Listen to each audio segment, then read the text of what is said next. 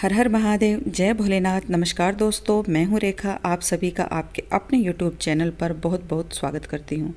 आज की इस वीडियो में मैं बात करूँगी पशुपति व्रत से जुड़े हुए कुछ ज़रूरी छोटे छोटे नियमों के बारे में।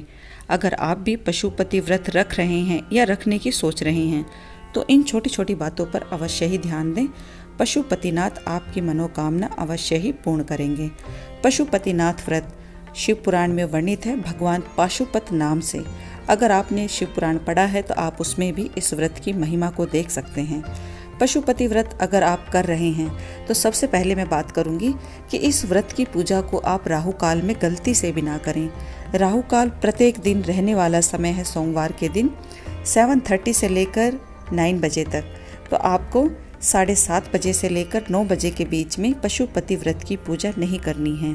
जब भी आप शिव पूजन करते हैं तो जो बाबा भोलेनाथ को जो अप्रिय वस्तुएं हैं उनका आप त्याग अवश्य करें। पशुपतिनाथ को पंचामृत अत्यधिक प्रिय हैं, लेकिन आप इस पंचामृत को तांबे के पात्र में गलती से भी ना रखें। पंचामृत जब भी बनाएं तुलसी का पत्ता उसमें भूल कर भी ना डालें। भोलेनाथ पर आप नारियल का पानी भी गलती से भी ना चढ़ाएं। टूटा हुआ चावल हो, तिड़का हुआ चावल हो या फिर कीड़े का खाया हुआ चावल आपको गलती से भी शिवलिंग पर अर्पित नहीं करना चाहिए। आज के दिन आप बेलपत्र गलती से भी ना तोड़ें। अगर आपने बेलपत्र चढ़ाना है तो एक दिन पहले ही तोड़ कर रख लें। बेलपत्र टूटा फूटा, तिड़का या कीड़े का खाया हुआ नहीं होना चाहिए। आज के दिन जब भी आप पशुपतिनाथ का पूजन करें तो आज की पूजा में आप चाहे अंदरूनी वस्त्र हैं, लेकिन आपको फटे हुए जले हुए वस्त्र गलती से भी नहीं पहनने चाहिए। ऐसा करने से आपका राहु, शनि और केतु तीनों ही कुपित होते हैं और आपकी पूजा का, आपके व्रत का आपको पूर्ण लाभ प्राप्त होता ही नहीं है। अगर आप महिलाएं हैं या कुंवारी कन्याएं हैं, आज जब भी पशुपतिनाथ की पूजा करें अपने बालों को अच्छे से सुखाकर ही आपको पूजा करनी चाहिए। कोशिश करें कि एक दिन पहले ही आप अपने बालों को धो लें। अगर किसी वजह से आपने एक दिन पहले बाल नहीं धुले हैं तो ऐसे में आप आज के दिन थोड़ा सा पहले कच्चा दूध अपने बालों में लगा लें और फिर अपने बालों को धोएं। पूजा करते समय आपके बालों से पानी नहीं टपकना चाहिए, ऐसा शास्त्रों में वर्णन किया गया है। अगर आपके बालों से पानी टपकता है और आप पूजन करते हैं तो आपको कोई ना कोई दोष लगता है। जब भी आप पशुपतिनाथ की पूजा करें तो अपने सर को ढककर ही आपको पूजा करनी है। चाहे आप स्त्री हैं चाहे आप पुरुष हैं, अपने सर को ढककर ही आपको पूजन करना है। आपका मुख उत्तर दिशा की तरफ होना चाहिए। आपकी पूजा का आपको दुगना फल है वो प्राप्त होता है। उत्तरमुखी पूजा करने से पशुपतिनाथ अत्यधिक प्रसन्न होते हैं। जब भी आप शिव मंदिर में जाएं पशुपतिनाथ का पूजन करने के लिए तो वहाँ पर किसी दूसरे की हुई पूजा का आप कभी भी मजाक ना बनाएं, उनकी बुराई ना करें, यहाँ तक कि पशुपतिनाथ की निंदा भी आप ना करें। आज के दिन आपने व्रत किया हुआ है तो व्रत वाले दिन आपको गलती से भी सोना नहीं चाहिए। सोने से आपका व्रत खंडित भी हो सकता है। आज के दिन किसी की बुराई आपको गलती से भी नहीं करनी चाहिए। अगर आप आज के दिन किसी की बुराई करते हैं तो पशुपतिनाथ आपके व्रत को, आपकी पूजा को स्वीकार नहीं करते हैं। जब भी आप आज व्रत करें तो व्रत को शाम को ना खोलकर अगले दिन मंगलवार के दिन सुबह सवेरे स्नान ध्यान से निवृत्त होकर गौ माता को, पक्षियों को, अगर संभव हो तो कुत्ते को भी रोटी खिलाकर आपको अपने व्रत का पारण करना चाहिए। जब भी आप अपने व्रत को खोलते हैं तो सबसे पहले आपको जो सोमवार के दिन आपने प्रसाद अर्पित किया है, सुबह के समय गोला, मिश्री, प्रसाद, मखाने, जो भी आपने सुबह की पूजा के समय पर अर्पित किया है वो 1-2 दाना आप मुंह में लेकर आप पशुपति व्रत का पारण करें। जब भी आप शाम के समय मंदिर से जो प्रसाद आप लेकर आते हैं उस प्रसाद को केवल आप ही ग्रहण करें। यह प्रसाद किसी दूसरे को आपको गलती से भी नहीं खिलाना है, चाहे वो आपके खुद के बच्चे ही क्यों ना हो। अगर आप ऐसी गलती करते हैं तो आपका व्रत तब भी पूरा नहीं होता है। आप जो भी व्रत कर रहे हैं, व्रत से एक दिन पहले यानी कि रविवार के दिन आपको कोशिश यही करनी चाहिए कि शुद्ध सात्विक भोजन ही आपको ग्रहण करना चाहिए। शुद्ध सात्विक भोजन ग्रहण करते हैं तभी आपको आपके व्रत का पूर्ण लाभ प्राप्त होता है। एक दिन पहले आपको किसी भी तरह का मांस, मछली, लहसुन, प्याज, इन चीज़ों का आपको प्रयोग नहीं करना चाहिए। अगर शादीशुदा है तो संयम व्रत का पालन भी आप अवश्य करें, तभी आपका व्रत पूर्ण रूप से मान्य होता है। जिस दिन आपका व्रत रहता है आपको उस दिन सूर्योदय से पहले अवश्य ही उठ लेना चाहिए।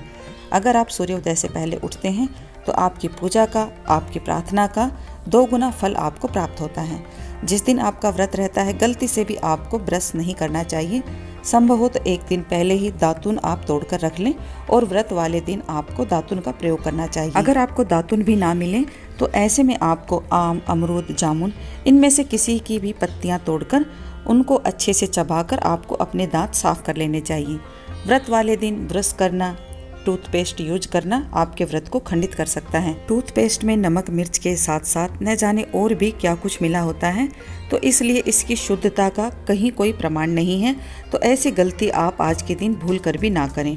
अगर आज के दिन आपको कहीं जाना भी पड़ जाए तो उस दिन आप व्रत को गलती से भी ना छोड़ें, क्योंकि 5 व्रत आपको कंटिन्यू करने हैं और गलती से भी इस व्रत को मासिक धर्म में भी छोड़ने की आपको सलाह नहीं दी जाती। अगर किसी वजह से सोमवार के दिन आपको जाना पड़ रहा है तो उस दिन आप केवल मानसिक रूप से व्रत रखें, आप पूजा ना करें और इस व्रत को आप 5 व्रतों की गिनती में भी ना लें।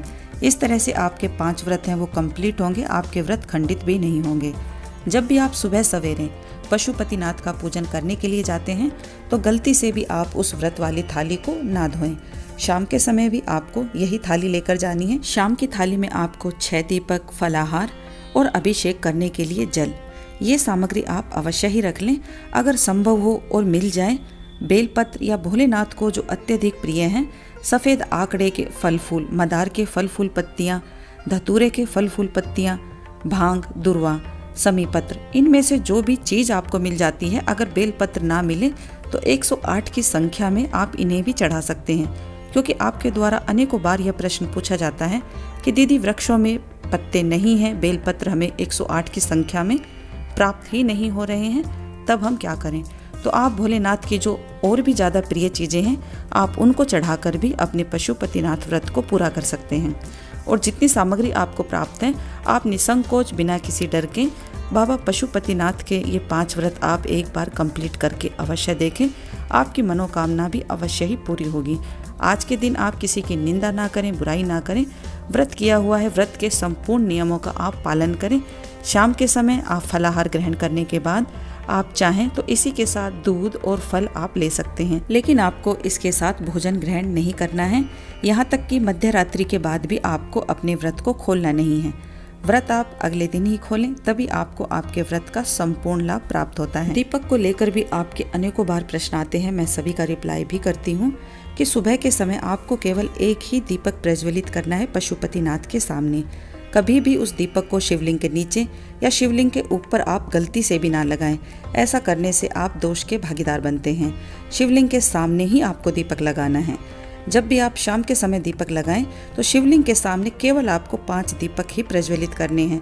क्योंकि आप में से काफ़ी लोगों के ऐसे कमेंट आते हैं कि दीदी 6 के 6 दीपक हमने शिवलिंग के सामने ही अर्पित कर दिए, फिर उसको ठंडा करके दरवाजे के सामने लगा दिया। तो ये छोटी छोटी गलतियां हैं जो आपके द्वारा ही हो जाती हैं, आपके व्रत को, आपकी मनोकामनाओं को पूर्ण करने से रोकती हैं।